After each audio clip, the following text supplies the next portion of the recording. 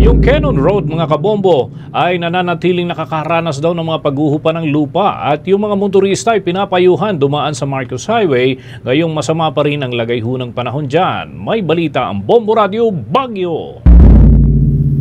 Nananatiling nakakaranas ng pagguho ng lupa sa iba't ibang bahagi ng Cannon Road kasabay ng patuloy na pag-ulan na dulot ng habagat. Dahil dito, pinaalalahanan ng Local Disaster Risk Reduction and Management Office ang mga motorist na naakyat o lalabas ng lungsod ng Baguio na dumaan muna sa mga alternatibong ruta gaya ng Marcos Highway upang maiwasan ang anumang aksidente. Sunod-sunod kasi ang naitalang pagguho ng mga bato at lupa na posibleng magdulot ng panganib sa mga motorista. Kamakailan lamang ay pansamantalang isinara ang Cannon Road Tunnel matapos ang naitalang rock slide sa Cam 6 Tuba, Benguet. Bagamat ito'y muling binuksan na nanatiling mapanganib ang daan, lalo na't patuloy ang masamang panahon at anumang oras ay maaring muling maranasan ang pagguho. Samantala, nananatiling alerto ang syudad ng Baguio sa anumang posibleng insidente ngayong panahon ng tag-ulan. Batay sa inisyal na datos, 3 pamilya na binubuo ng 16 na individual ang naapektuhan ng pagguho ng lupa sa Purok 6 Irisan, Baguio City. Sa panayam ng Bombo Radio kay Benji Macadangdang,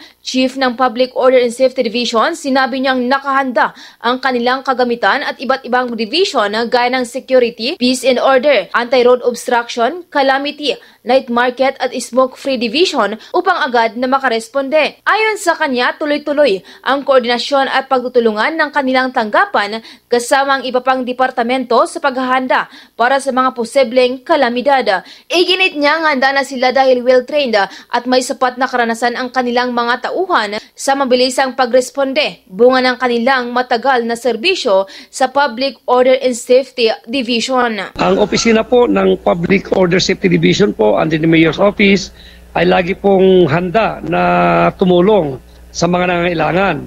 Especially po kung ang mga lugar ninyo ay talagang nasa lantanan ng kalamidad, tawag lang ho kayo sa ating opisina. Nandun naman sa Facebook yung POSD bulletin natin, pagtulungan ho natin yan at hinihingi po namin na kung kayo po ay may gustong immediately na i-address natin, feel free po na tawagan nyo kami o text nyo po kami para we can easily address your concern. Kung hindi man ho kami, pwede kayong tumawag doon sa City Engineering, sa City Disaster Management o sa SEPMO.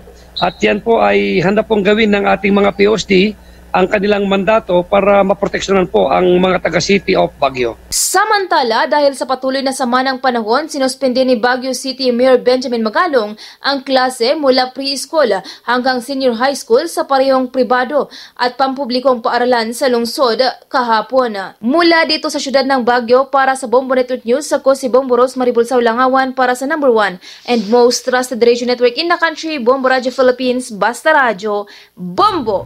For more news and information, visit our website at www.bomboradio.com. Follow us on Bombo Radio mobile app, Facebook, YouTube, TikTok, and X, formerly Twitter. Like, share, and stay connected. Anytime, anywhere.